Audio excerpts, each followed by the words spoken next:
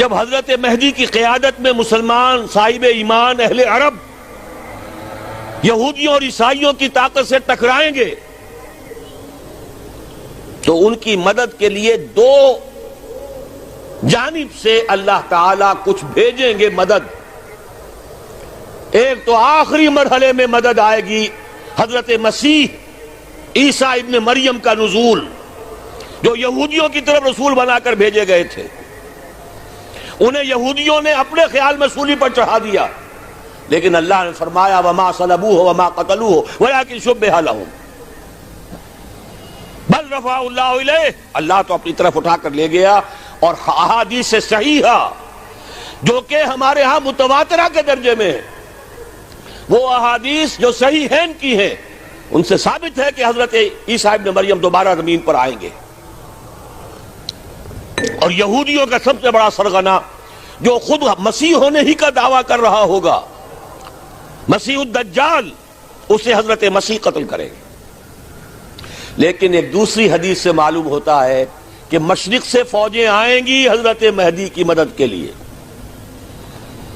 یخرجون ناس من المشرق یؤتون للمہدی یعنی سلطانہ. مشرق کی طرف سے فوجیں آئیں گی کہ جو مہدی کی حکومت کو مستحکم کریں گی. خراسان کا لفظ آتا ہے ایک دوسری حدیث میں. خراسان سے سیاہ عالم چلیں گے، انہیں کوئی نہیں روک سکے گا یہاں تک کہ وہ یروشلم میں جا کر رسم ہو جائیں گے. اور حضور کے زمانے میں اچھی طرح سمجھ لیجئے، ہند کسے کہتے تھے حضور کے زمانے میں؟ پاکستان ہند میں شامل نہیں تھا. سندھ و ہند، سندھ ایک مکمل ملک تھا، ہند اس کے بعد شروع ہوتا تھا. یہ راجپوتانے کا اور تھر کا ڈیزرٹ جو ہے، اس سے آگے جو ہندوستان ہے وہ ہند تھا. یہ جو ہمارا پاکستان ہے یہ ہمیشہ ہند میں شامل نہیں رہا. حضور کے زمانے میں بالخصوص سندھ و ہند، دریائے سندھ چلا آ رہا ہے. یہ ساری ٹریبیوٹریز جو پنجاب کے اندر اس کی ہیں، یہ سب ایک علیحدہ ملک ہے جو اس زمانے میں سندھ کہلاتا تھا. اور نمبر 2 یاد کیجئے، اس زمانے میں خراسان ایک علاقہ تھا جس میں موجودہ افغانستان کا 2/3، تھوڑا سا حصہ ایران کا، اور جہاں تک میں تحقیق کر سکا ہوں آج تک پاکستان کا بھی علاقہ، خاص طور پر مالاکنڈ ڈویژن جو اس خراسان میں شامل ہے. خراسان سے سیاہ عالم چلیں گے جو جا کر یروشلم میں نصب ہوں گے. یہاں بھی ایک نقطہ نوٹ کر لیجئے، پہلے بھی یروشلم ہم سے چھینا تھا. کس نے چھینا تھا؟ عیسائیوں نے، کروسیڈرز. واپس کون لیا؟ کس نے لیا؟ عربوں میں دم نہیں تھا، عرب عیاشیوں کی وجہ سے کھوکھلے ہو چکے تھے. واپس لینے والا صلاح الدین ایوبی، کرد خون. اب دوبارہ یروشلم لیا جا چکا. چھینا کن سے گیا؟ عربوں سے. عرب واپس لے سکتے ہیں؟ کوئی اندیشہ اگر ہو سکتا تھا عراق کے بارے میں کہ شاید اس کے ایٹمک دانت نکل آئے، جو سازش کی گئی، جس طرح اس احمق اور پاگل صدام حسین کو دام میں پھنسایا گیا. صدام 100 جال، دام کہتے ہیں جال کو، 100 اس میں جو پھنسا ہے تو اگلا پچھلا کھایا پیا سب اگلوا لیا. اور ہے ہی کون؟ اس کے پاس ایٹمک ہتھیاروں کا ذخیرہ موجود ہے، اور کسی کے وہ ایٹمک دانت بھی نکلنے نہیں دے رہے.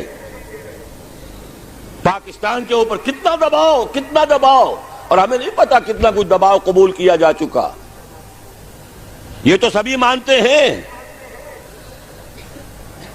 کیپ کر دیا گیا، روک دیا گیا، آگے تو نہیں بڑھ رہا، یہ تو سبھی مانتے ہیں. رول بیک بھی ہو گیا یا نہیں کچھ پتہ نہیں. لیکن کسی صورت یہ نہیں تسلیم کریں گے، قبول کریں گے کہ کسی مسلمان ملک کے پاس ایٹم بم آ جائے. یہودیوں کے پاس ذخیرہ موجود، سب جانتے ہیں. بہرحال یہ جان لیجئے اس علاقے سے امید ہوتی ہے سندھ اور خراسان.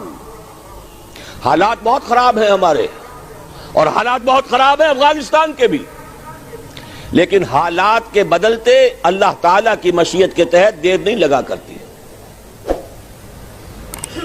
سیرت نبوی میں مجھے نظر آتا ہے سن 10 میں 10 نبوی ہجرت سے 3 سال پہلے 2.5 سال پہلے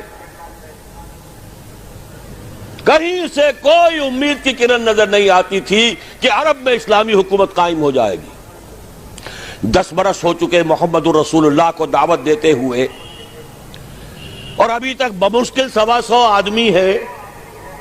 اپنے بل پر اپنے طاقت پر مکے میں رہ بھی نہیں سکتے. کیسے ہو جائے گا؟ کہاں سے ہو جائے گا؟ میں آج پوچھتا ہوں، کوئی شخص بتائے کہیں سے کوئی امید کی کرن اس وقت نظر آتی ہے؟ اس ماحول میں لے جائیے. اگلے 3 سال میں کیا ہو گیا؟ پہلے سال 6، اگلے سال 12، اس سے اگلے سال 72، اور بیعت عقبہ ثانیہ ہجرت، اور وہاں سے اب حضور کی طرف سے انیشیٹ شروع ہو گیا، انیشیٹو. تو ہم نہیں کہہ سکتے اللہ تعالیٰ کی قدرت، اللہ کی مشیت. یہ یقین ہے کہ دنیا کے خاتمے سے پہلے نظام خلافت قائم ہوگا اور تمام دنیا میں ہوگا. ظاہر ہے کہیں پہلے کسی ایک جگہ سے ہوگا، جیسے حضور کے زمانے میں ہوا. اگر بیک وقت پوری دنیا میں ہو سکتا تو حضور کے دست مبارک سے ہوتا. اگر حضور کے دست مبارک سے بھی ایک ملک میں ہوا، جزیرہ نما عرب میں ہوا، پھر حضور کے امتی ہیں نا، ابو بکر ہیں، عمر ہیں، عثمان ہیں، صحابہ کرام کی فوجیں نکلی ہیں، امتی ہیں. امتیوں کے ہاتھوں اس کی توسیع ہوئی. اب بھی یہی ہوگا، کسی ایک علاقے میں ہوگا. میرا گمان ہے، میں یہ یقین سے نہیں کہہ سکتا. گمان بھی میرا ان احادیث کی روشنی میں ہے جو میں نے آپ کو بتا دی اور موجود ہے اس کتابچے کے اندر. علامہ اقبال نے بھی انہی کے حوالے سے کہیں کہا ہے، میرے عرب کو آئی ٹھنڈی ہوا جہاں سے، میرا وطن وہی ہے، میرا وطن وہی ہے. اس علاقے سے کچھ ہونے والا ہے اور ہوگا انشاءاللہ. میری زندگی میں نہ ہو، آپ کی زندگی میں نہ ہو، کوئی پرواہ نہیں. حضرت حمزہ تو شہید ہو گئے غزوہ احد میں. 5 سال کے بعد حضور مکے میں داخل ہوئے ہیں فاتح کی حیثیت سے. حضرت حمزہ کی نگاہوں نے، ان آنکھوں نے تو نہیں دیکھا، عالم ارواح میں اللہ نے کیا مشاہدہ کرایا ہوگا انہیں، وہ تو ہمیں معلوم نہیں. بعض صحابہ شہید کر دیے گئے مکے ہی میں. بہت بڑی کامیابی. اپنی جان لگا دیں، اپنے آپ کو کھپا دیں، اپنے آپ کو مٹا دیں. جس طرح روڑی کوٹ کر بنیادوں میں بھر دی جاتی ہے، ہماری ہڈیوں کا چورا بنا کر اور ہمارے خون کے اندر اسے گوندھ کر اگر وہاں ڈال دیا جائے، اس سے بڑی سعادت کوئی نہیں.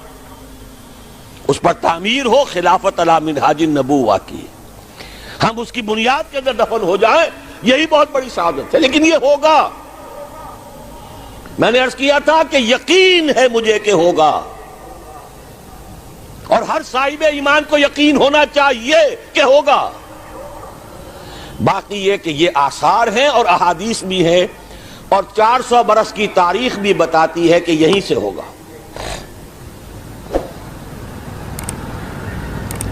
1000 برس تک سارے مجددین امت عالم عرب میں پیدا ہوئے. 11ویں صدی کا مجدد اعظم شیخ احمد سرہندی کہاں دفن ہے؟ سرہند میں، ہندوستان میں. 12ویں صدی کا مجدد اعظم شاہ ولی اللہ دہلوی کہاں دفن ہے؟ دہلی میں. 13ویں صدی کا مجدد اعظم سید احمد بریلوی، ان کی تو قبر بھی معلوم نہیں، لیکن ان کا خون جذب ہوا دریائے کنہار میں، اور ان کے سینکڑوں ساتھیوں کی لاشیں اس بالا کوٹ کے مقام پر. 14ویں صدی کے مجدد اعظم شیخ الہند، لیکن ان کے ساتھ ساتھ اتنے اعظم رجال علامہ اقبال جیسا مفکر، مولانا مودودی جیسا مصنف، مولانا الیاس جیسا مبلغ، کہیں اور ہمیں دکھا دیجئے آپ۔ میں کل کہیں عرض کر رہا تھا، دیکھیے پہلے جو ہے 1000 برس تک ہر خیر ہندوستان میں باہر سے آ رہا تھا۔ معین الدین اجمیری باہر سے آ رہے ہیں، شیخ علی حجویری باہر سے آ رہے ہیں، سندھ میں جتنے اولیاء دفن ہیں سب کے سب باہر سے، ایران سے چلے آ رہے ہیں۔ لیکن جیسے ہی 11ویں صدی شروع ہوئی، ریورس ہو گیا آرڈر۔ اب سلسلہ مجددیہ نقشبندیہ اب ہندوستان سے نکل کر پھیل رہا ہے۔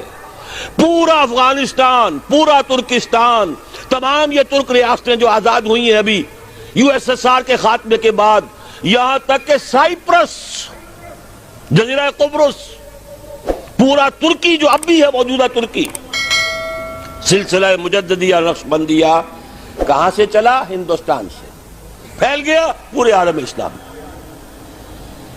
مفکر، علماء دین کا اور تمام علوم دینی کا مجدد شاہ ولی اللہ دہلوی، خالص ترین جہاد فی سبیل اللہ دور صحابہ کے بعد جماعت مجاہدین جام شہادت نوش کیا، سینکڑوں ہمارے مجاہدین۔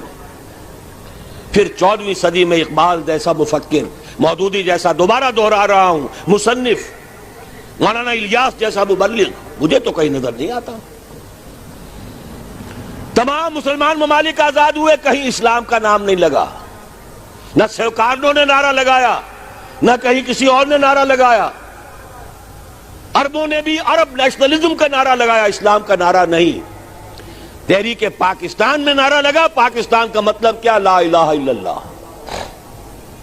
صبح عرض کر چکا ہوں، تحریک خلافت پوری دنیا میں کہیں نہیں، صرف بر عظیم پاک و ہند میں۔ اور کیسی تحریک خلافت کہ ہندو شریک ہوئے، گاندھی شامل ہوا، پورے ہندوستان کو جس نے گنجا دیا۔ یہ دوسری بات ہے کہ جب خود مصطفیٰ کمال نے ختم کر دیا تو اب کیا کرتے؟ مدعی سست گواہ چست۔ نوٹ کرنے کی بات ہے، کچھ آثار ہیں، 400 سال کی تاریخ ہے، بتا رہی ہے پاکستان کا قیام خود ایک معجزہ۔